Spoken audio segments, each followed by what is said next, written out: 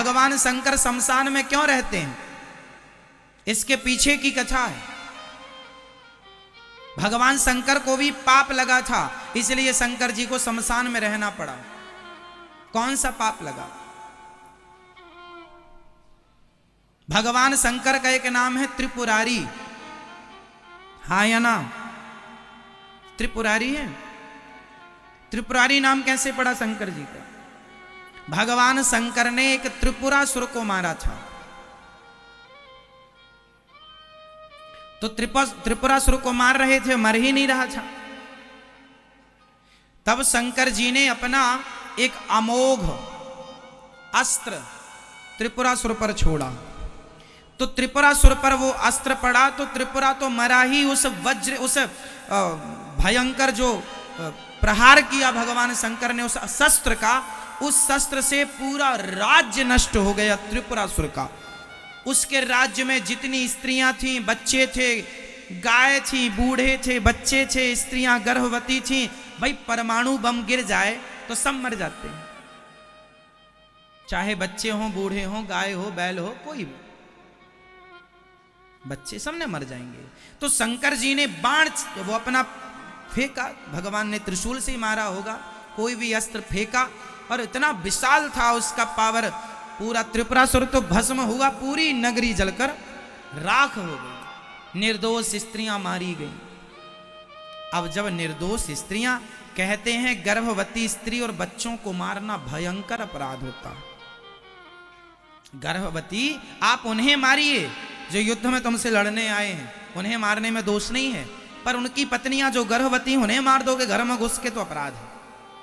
निर्दोष जनता की हत्या नहीं लिखी हमारे यहाँ, शंकर जी ने कर दी। अब शंकर जी को अपराध, पाप लगा। पाप कैसा कि अब सब स्त्रियों को मार डाला भगवान शंकर ने, सब हत्या लगी। भगवान शंकर बड़े दुखी हुए कि मेरे से अपराध हो गया, इतने निर्दोष लोगों की मैंने क्रोध में आकर के हत्या कर दी। भगवान शंकर भगवान श्रीमन नारायण के पास गए, हे प्रभु, मैंने त्रिपुरासुर पे प्रहार किया, सारे लोग चले गए, अपराध, इतनी हत्या हो गई, मुझे लग रहा कि मेरे से गलती हो गई, क्या करूं? इसका प्रायश्चित बताइए, इस अपराध से मुक्ति कैसे मिलेगी प्रभु बताइए। तब भगवान श्रीमन नारायण ने भगवान शंकर जी से कहा कि हे भोलेनाथ, आपसे अपराध हुआ है और आप यदि ये कह रहे हैं कि मेरे से गलती हो गई तो आप तो इस अपराध से मुक्त हो गए, क्योंकि गलती करके उसका पश्चाताप कर लेना, समझदार लोग ऐसा करते हैं। शंकर जी ने कहा नहीं, मेरा प्रायश्चित बताइए, मैं क्या करूं?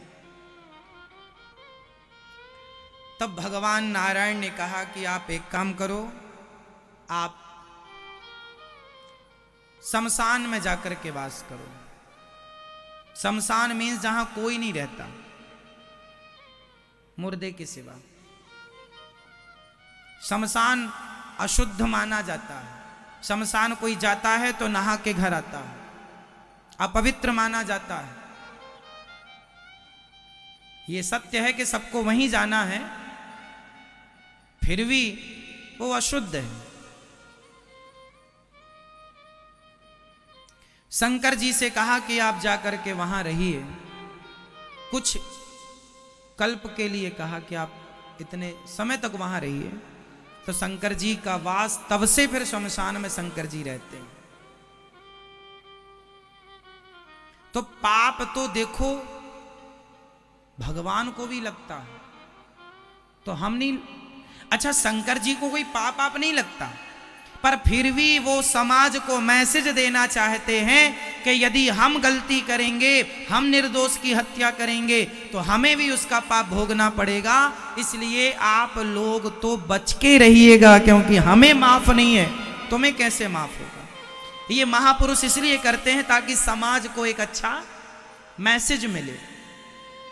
बाकी भगवान शंकर पाप पुण्य से परे हैं, वो भगवान हैं, उन्हें किसी पाप पुण्य की आवश्यकता नहीं है, पर फिर भी भगवान शंकर सबके आराध्य हैं, सब उनसे सीखेंगे, इसलिए वो गलती कोई और ना करे। इसलिए जब भी युद्ध होते हैं ना एक राजा से दूर, तो युद्ध नगर से दूर हुआ करते हैं ताकि नगर की आम पब्लिक को उसका नुकसान ना हो। इसलिए युद्ध की नीतियां बनाई गई पहले ही से, आज भी फॉलो लोग करते हैं, पर कुछ लोग नहीं भी करते। आजकल तो कुछ भी कहीं भी बम पटक देते हैं, पर मर्यादाएं थी हमारे यहां युद्ध की। तो भगवान शंकर इसलिए शमशान में रहते हैं, एक ये भी कथा है। और फिर रहने के बहुत सारे कारण, अन्य भाव हो सकते हैं, अन्य बातें भी हो सकती हैं। कुल मिलाकर हम ये समझा रहे हैं आपको कि गलतियां जिनसे हुई हैं, इसलिए किसी स्त्री को ये ना कहा जाए कि तेरा बेटा नहीं है, तू अभागिन है, तू ऐसी है ना। अभागी कौन है? जो मानव का तन पा करके, भारत भूमि में जन्म लेकर के, जो भगवान से प्यार नहीं करता, जो भगवान के चरणों का चिंतन नहीं करता, वह अभागी है। वह कौन है? अभागी है। जो केवल भोगों में लगे हैं, पैसा जोड़ने में लगे हैं, धन इकट्ठा करने में, सब अभागी हैं। वो हरि तज विषय हों अनुरागी, सुनहु माते लोग अभागी।